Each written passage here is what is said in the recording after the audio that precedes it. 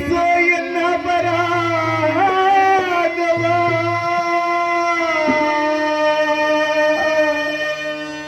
ಹರಿಯದೆ ನುಡಿದು ಕೆಟ್ಟೆನೋ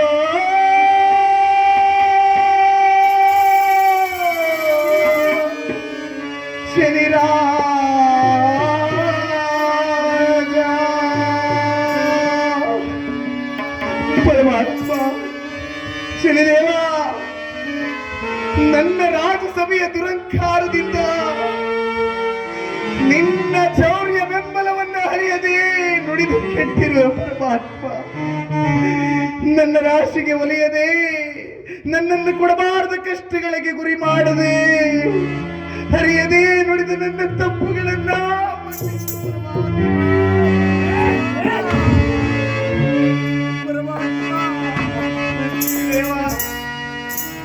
ಅಲ್ಲ ಶನಿದೇವ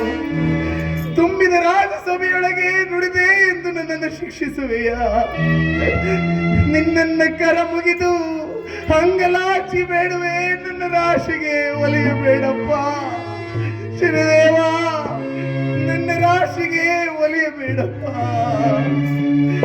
ಏನು ಹೇಳಿದ ಪರಮಾತ್ಮ ಈ ನಿನಗೆ ಕರಗಳನ್ನು ಕಟ್ಟಿದ ಕರಗಳಿಂದ ನಿನ್ನ ಮಗನ ಕರಗಳನ್ನು ಛೇದಿಸುವೆ ಎಂದು ನುಡಿದೆಯಲ್ಲ ಏನು ಎದ್ದು ಹೊತ್ತು ಸಾಗಿಸಲು ಈ ನನ್ನ ಮಗನ ಕರಗಳನ್ನ ನಾನು ಕತ್ತರಿಸಿದೆ ಬೇಡ ಪರಮಾತ್ಮ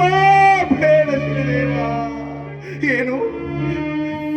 ನನ್ನ ಹೆಂಡತಿಯ ನಾಲಿಗೆಯನ್ನು ನನ್ನ ಕರಗಳಿಂದ ಕತ್ತರಿಸುವೆಯಾ ಶನಿದೇವ ತಾಯಿಯಂತೆ ಮಡದಿಯ ಮಡಿಲಲ್ಲಿದ್ದ ನನ್ನನ್ನು ಇಷ್ಟೊಂದು ಶಿಕ್ಷೆಗೆ ಗುರಿ ಮಾಡುವಂತ ಅಪರಾಧವಾದರೂ ನಾನೇನು ಮಾಡಿದೆ ಪರಮಾತ್ಮ ನನ್ನನ್ನು ಮನ್ನಿಸು ದೇವ ನನ್ನ ಮಡದಿ ಮಕ್ಕಳನ್ನ ಕಾಯು ಪರಮಾತ್ಮ ಅಯ್ಯೋ ಸೂರ್ಯ ಕುಮಾರನೇ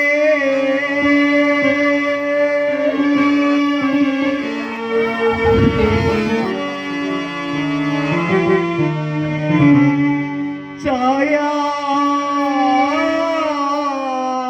ಸುತನೇ ಶಾಂತರಾಗಪ್ಪ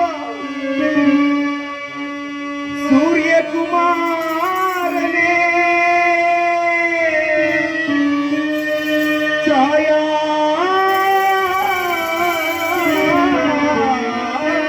ಸುತನೇ ರಾಶಿಗೆ ಒಲಿಯದೆ ಶಿಕ್ಷೆಯ ನೀಡದೆ ಅಪರಾಧವ ಮನ್ನಿಸೋ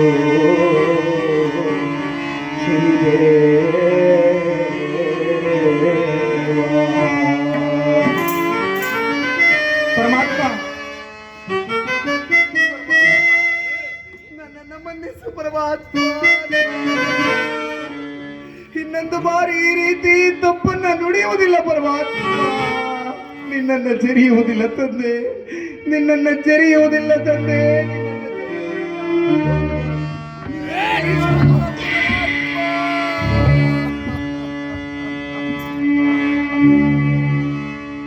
ಪರಮಾತ್ಮ ಕೊನೆಗೂ ನನ್ನ ರಾಶಿಗೆ ಒಲಿಯುವನೆಂದು ನುಡಿದು